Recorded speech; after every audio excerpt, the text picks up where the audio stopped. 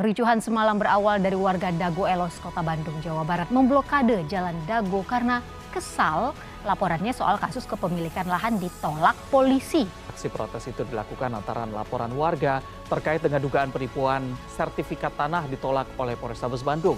Masih ada rasa tertekan, trauma, takut. Bagaimana tidak takut gitu. Tengah malam polisi datang ke sini, dia menggedor, lakukan tindakan brutalitas. Assalamualaikum warahmatullahi wabarakatuh. Selamat malam teman-teman semua. Teman-teman Bandung yang sangat saya sayangi dan saya hormati, sesama warga Bandung. Saya senang sekali ternyata di Dago hari ini setelah beberapa tahun meninggalkan Bandung, ternyata pada akhirnya Dago Elos menghidupkan lagi semangat perlawanan dan juga mengorbankan lagi api perlawanan tersebut. Bandung dulu dikenal sebagai Bandung Lautan Api karena ini salah satu titik di mana perlawanan terhadap kolonialisme, penindasan, dan juga segala macam bentuk kekerasan di masa lalu itu ada di Bandung. Makanya Bandung dibilang sebagai Bandung Lautan Api. Tapi seiring dengan berjalannya waktu, tiba-tiba Bandung dibilang adalah Bandung Lautan Asmara.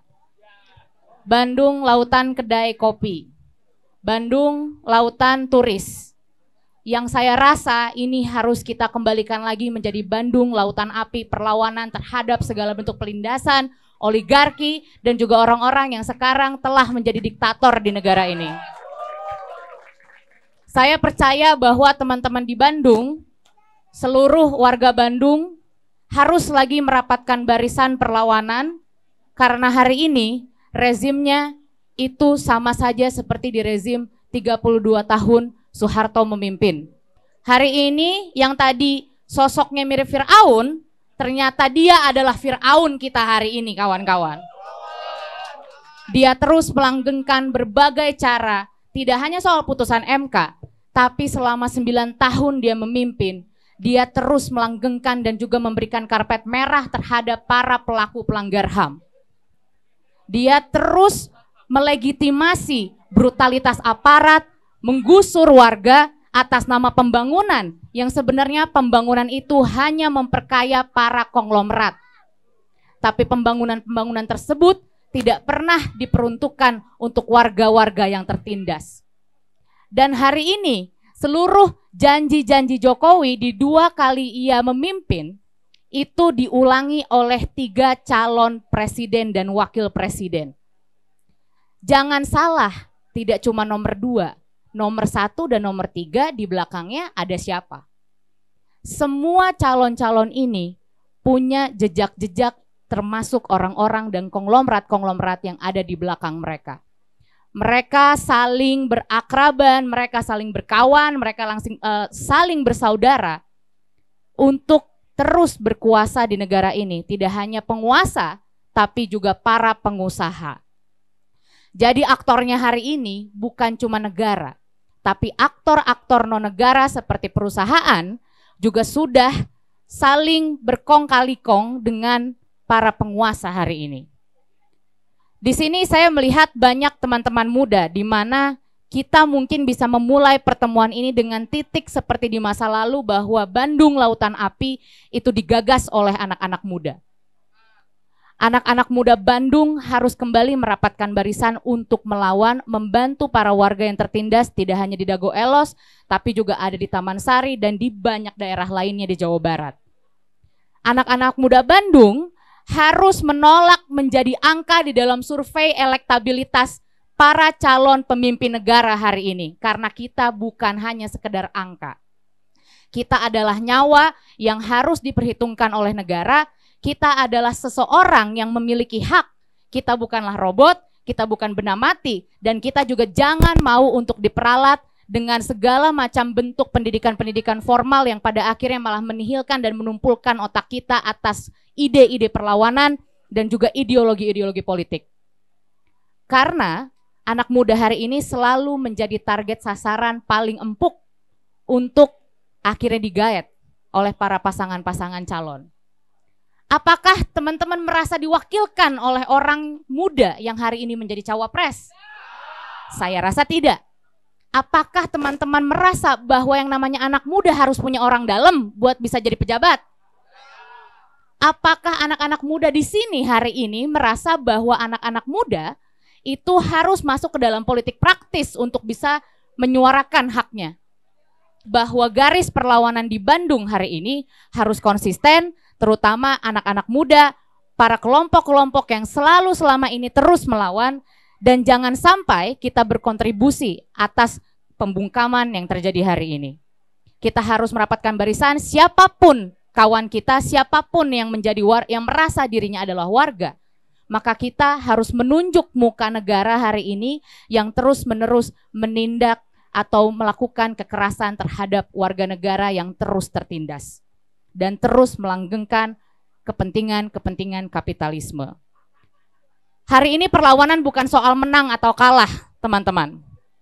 Tapi hari ini perlawanan itu adalah terkait bagaimana kita harus melawan agar kita menentukan teritori kita, menentukan posisi kita, bahwa kita bukanlah warga yang suaranya bisa didagangkan di dalam tahun politik. Tapi setelah pemilu, suara kita terus-menerus diabaikan. Pasti teman-teman di sini saya rasa sudah pernah membaca buku Bumi Manusia Pramudia Nantatur. Kalau teman-teman pernah mendengar salah satu kutipan, setidaknya kita sudah melawan sehormat-hormatnya. Dan itulah yang harus kita lakukan hari ini. Ini bukan soal menang dan kalah, tapi kita harus menentukan posisi bahwa kita sudah melawan sehormat-hormatnya. Terima kasih. Assalamualaikum warahmatullahi wabarakatuh.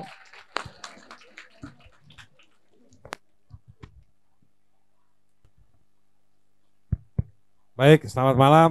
Dago. Dibilang Dago langsung jawab melawan. Itu artinya sudah terbiasa melawan. Baik, teman-teman selamat malam. Saya ingin melanjutkan dari yang sudah disampaikan oleh Nyai Ontosoroh yang baru. Ya kan? Bukan Jeng ya, ini Nyai Ontosoroh. Jadi bukan soal menang kalah, tapi ini soal bagaimana konsistensi melawan. Dan melawan itu harus dengan cara yang baik, meskipun melawan itu juga adalah sesuatu yang baik. Teman-teman sekalian, saya nggak yakin Anda semua sudah pernah naik kereta cepat WUS. Ya. Di WUS tiap hari juga ramai. Tapi di WUS semua duduknya hampir satu arah melihat arah ke Bandung. Mungkin ada di bagian-bagian tertentu yang duduknya hadap-hadapan. Saya nggak tahu karena saya juga nggak pernah naik ke kereta WUS. Tapi saya ingin membandingkan dengan malam ini, hari ini di sini. Hujan, tapi hangat. Ya kan? Hujan, tapi kita bertukar angin yang keluar dari hidung kita, dihirup sama orang sebelah kita. Kenapa? Karena itulah warga. Warga dia tidak bisa dan tidak perlu diatur seperti kita naik kereta, yang mana kita juga bayar. Warga dia akan berkumpul ketika ada sesuatu yang terkait dengan sesama di antara warga. Hari ini ada orang kumpul bagi-bagi asam sulfat. Ada orang kumpul bagi-bagi susu. Ada orang berkumpul gara-gara mau impor sapi 1,5 juta sapi ya. Semua berkumpul.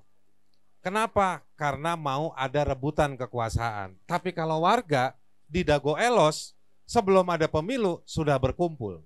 Betul nggak? Mendekati pemilu ada yang ngontrak di belakang. Tadi saya tanya sama ibu warung katanya udah rame bang sekarang di belakang. Artinya apa? Warga berkumpul karena ada solidaritas. Warga bukan seperti politisi. Menjelang rebutan kekuasaan mereka berkumpul.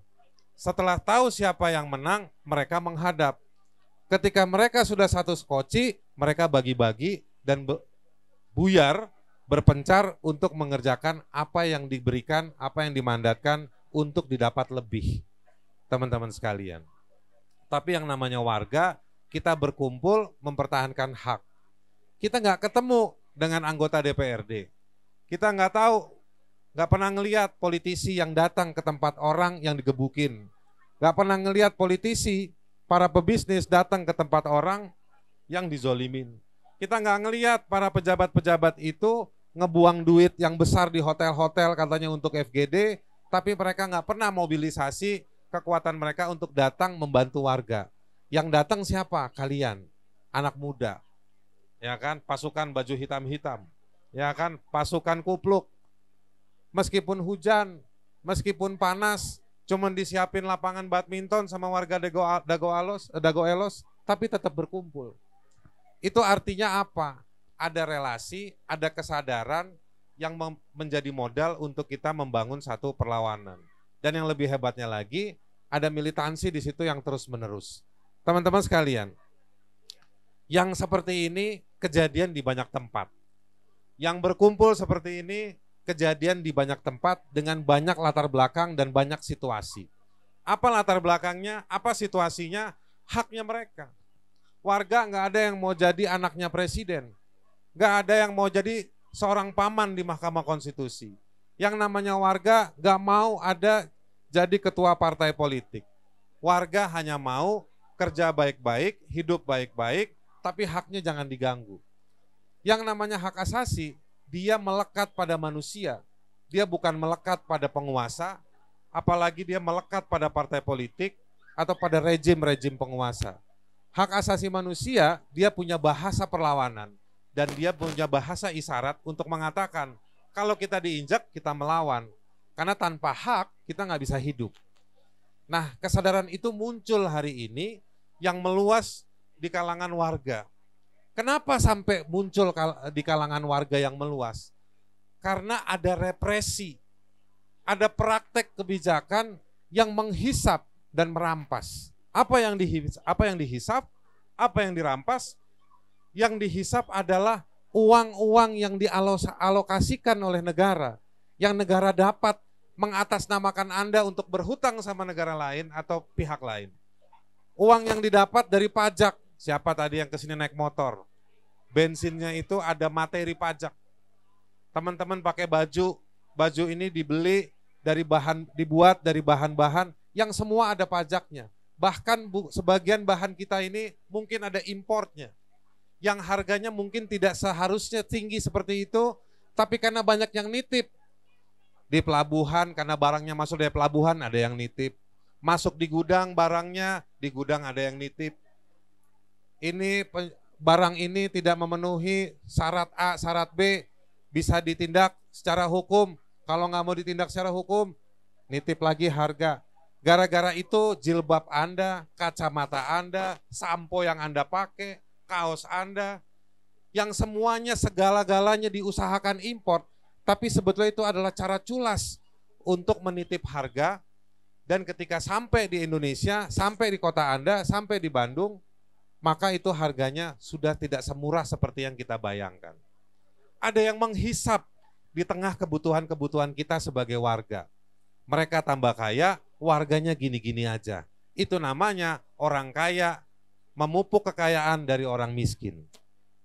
Orang miskin dipertahankan situasinya untuk tetap miskin dan membayar harga lebih yang dikasih kepada orang kaya. Anda kalau nggak percaya, Anda cek. Pergi itu ke Indomaret, pergi ke Alfamart, atau pergi ke swalayan-swalayan lain. Anda cek jangan cuma harganya, tapi pabriknya Anda cek. Siapa yang bikin? Pabriknya itu-itu aja. Dari 1.000 atau 2.000 produk yang ada di Mart itu, kalau Anda kumpulkan tidak lebih dari 40 perusahaan saja. Lalu Anda cek sebagai anak muda yang datang dari kampus, Anda punya kelebihan tenaga, kelebihan kecerdasan, Anda periksa perusahaan-perusahaan itu punya siapa saja. Anda cek lagi orang-orang itu sekarang ada di mana. Ikut nggak di konsorsium IKN? Ikut nggak mendukung nomor 1, nomor 2, atau nomor 3? Jadi mereka ngumpul dengan orang yang berkuasa atau bakal berkuasa. Mereka tidak datang ke tempat Anda mengembalikan uang lebih yang mereka ambil dari orang miskin untuk berbagi kepada warga. Emang pernah Anda lagi demo untuk Dago Elos, tiba-tiba Mart-Mart itu bagi-bagi ultra, nih ayo biar kuat nih dibagiin. Gak pernah. Tapi yang dibagiin konsumsi adalah si para polisi. Itulah mereka menghisap, membuat kita menjadi miskin, daya tahan kita lemah, lalu mereka ugal-ugalan di ruang-ruang sempit, kumpul hanya berapa pejabat, membuat regulasi-regulasi. Kita pernah menolak undang-undang omnibus, betul? Semua nolak undang-undang omnibus. Tapi siapa di sini yang menolak undang-undang atau regulasi-regulasi turunan dari omnibus? Apakah kita bisa memantau? Tidak, mereka menggunakan uang negara, bikin lokakarya, bikin workshop di tempat-tempat yang berbintang 4, berbintang 5, di kantor-kantor yang punya fasilitas bagus, lalu mereka mengatasnamakan hukum dan negara dan rakyat, lalu membuat aturan-aturan yang tidak bisa diakses. Tunggulah penggunaan regulasi itu ke tempat Anda dalam waktu dekat atau dalam waktu menengah ke depan. Maka urusan Anda yang membayar harga lebih belum selesai, daya tahan ekonomi kita rendah, mereka sudah membuat lagi rencana-rencana lain. Mereka punya fasilitas namanya program strategik nasional.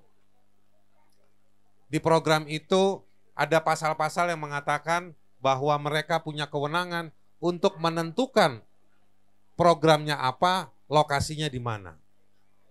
Mereka, siapa mereka? Menurut aturan itu adalah ada tim dewan di PSN tersebut. Mereka tinggal buka peta karena mereka teknologi sebagai negara punya teknologinya, mereka punya cap kekuasaan, mereka bisa menentukan. Begitu dibuat, datang ke satu daerah, Anda dikasih kabar bahwa Anda sudah tidak lagi boleh tinggal di tempat tersebut. Kita tahu bahwa Dago Elos adalah tempat yang mau digusur karena mau dibikin hotel atau semacam itu. Tapi kita perlu cek, apakah ada kebijakan yang lebih tinggi yang mengatakan bahwa di Bandung harus dibikin sebagai tempat pariwisata yang lebih premium lagi. Siapa yang menentukan itu? Apakah Anda orang-orang yang menolak dan melawan pernah diundang sampai menginjak karpet merah yang ada di istana untuk mendiskusikan? Gak pernah. Dan itu baru satu cerita yang mungkin terjadi melekat pada Dago Elos. Bagaimana dengan ratusan ribu hektar lokasi-lokasi lain di Indonesia ini. Mereka menguasai informasi, mereka menguasai uang, mereka tahu uang ada di mana, dan mereka tahu pihak mana di dalam negara yang bisa membantu mereka meloloskan izin, regulasi, dan lain-lain. Saya sama Fathia hari Senin akan divonis atas sebuah kasus terkait dengan laporan sejumlah organisasi, 9 organisasi yang mengungkap ada rencana untuk menghapuskan hutan diganti dengan industri tambang. Gampangnya aja begini. Tidak pernah diumumkan oleh negara ada ribuan hektar hutan yang sangat kaya akan sumber daya alamnya, itu akan digantikan dengan industri tambang. Ada 9 organisasi, YLBHI, Kontras, Walhi, Jatam, Swaka, dan banyak lagi, membantu memberikan informasi itu kepada masyarakat. Mengungkap, sekaligus mengungkap siapa yang bakal dapat atau siapa yang sudah mengerjakan dan siapa yang terlalu rakus mengambil terlalu banyak. Diungkap potensi kerusakan alam, diungkap potensi kerusakan moral manusianya, diungkap kecurangan-kecurangan pejabatnya, tapi mereka justru menganggap itu sebagai sesuatu yang haram di mata kekuasaan. Itu artinya mereka menguasai informasi dan mereka merencanakan secara diam-diam. Dan ketika diungkap, itu dianggap sebagai sebuah kejahatan.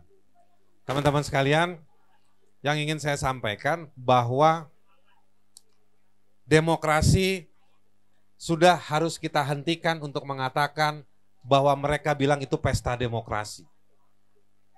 Pemilu ada pesta demokrasi. Tapi banyak orang bilang negara kita sedang tidak baik-baik saja. Sekarang saya mau tanya sama Ade. Ya kan? Yang matanya ngelirik-ngelirik kayak Jeng ya. Nah, kamu. Iya. Kalau orang lagi sakit, boleh diajak pesta atau enggak? Atau boleh enggak kita bikin pesta di klinik atau di rumah sakit? Jadi kekacauan alam pikir, kontradiksi-kontradiksi pernyataan muncul dari mereka-mereka yang ada di komunitas politik. Secara real kita juga bisa bilang, rakyat disuruh berpesta ketika tanahnya diambil. Ya kan? Rakyat disuruh berpesta ketika hutannya mau dibabat. Rakyat disuruh berpesta ketika mereka sedang diadili. Rakyat disuruh berpesta, tapi ketika membuat pesta sendiri nggak boleh. Maka pesta demokrasi macam apa yang akan dilaksanakan oleh negara? Itu adalah pestanya mereka. Ya kan? Kita sudah berkumpul ketika ada darah yang tercecer, ada hak yang tercederai. Kita berkumpul tidak disuruh oleh partai politik. Kita berkumpul tidak menunggu ada agenda pemilu. Tapi kita berkumpul ketika ada hak yang tercederai. Lalu tiba-tiba ketika mereka mau berebut kekuasaan, mereka bilang bahwa inilah pestanya rakyat. Pestanya belum dimulai, mereka sudah bilang pestanya 1 kali aja, 1 putaran. Ya terserah yang pesta dong. Kalau belum mabok mau pesta lagi, nah, gimana? Ya kan? Nah, mereka yang kemudian bilang, ini pesta rakyat untuk demokrasi, tapi mari kita bersatu. Loh, demokrasi kok disuruh bersatu? Terus kita tanya, bersatunya sama siapa? Pasti kan dia bilang sama saya. Itu namanya semprul, bukan Samsul. Nah, Dago. Nah, jadi teman-teman sekalian, kita dalam situasi di mana ada agenda-agenda nasional, ada agenda-agenda komunitas politik yang kepekaan pada agenda rakyat.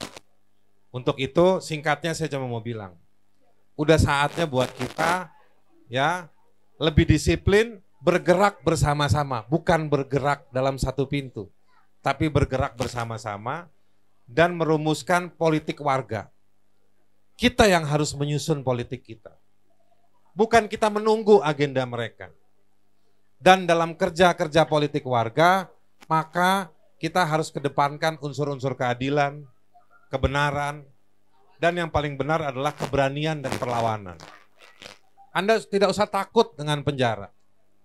Penjara hanya membatasi diri badan Anda. Tapi dia tidak akan membatasi pikiran dan kebenaran. Ya kan? Penjara hanya menunda partisipasi kita. Penjara hanya menunda partisipasi kita untuk turut serta bersama warga dan mencium bau-bau keringat itu.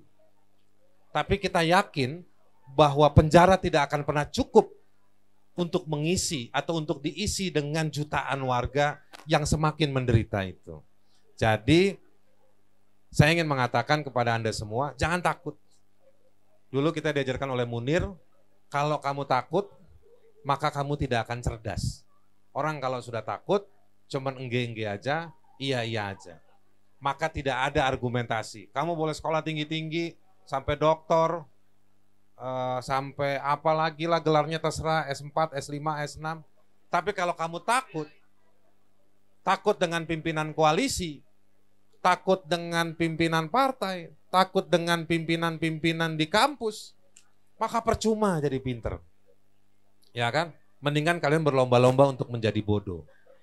Baik teman-teman, saya pikir supaya uang kita tidak berkurang di mart-mart untuk beli obat sakit kepala karena hujan, saya ingin membatasi diri, ada banyak hal tentu yang ingin saya mau berbagi dan diskusi. Tapi saya ingin akhiri di sini. Saya dan Fatia pastinya dan juga banyak teman-teman dari Festival Keadilan senang sekali bisa buat saya terutama bisa datang lagi ke Dago Elos ini. Apapun ceritanya, Dago Elos sudah jadi cerita yang sama-sama penting, bahkan jauh lebih penting daripada agenda-agenda visi misi para capres. Agenda visi misi para capres disusun oleh orang-orang yang berharap atas jabatan. Tapi visi misinya Dago Elos disusun berdasarkan keringat dan darah. Untuk itu, mari kita mensyukuri diri kita semua masih bisa berkumpul malam ini untuk sebuah perlawanan dan sebuah perjuangan yang lebih mulia buat kita semua. Selamat malam, Assalamualaikum warahmatullahi wabarakatuh.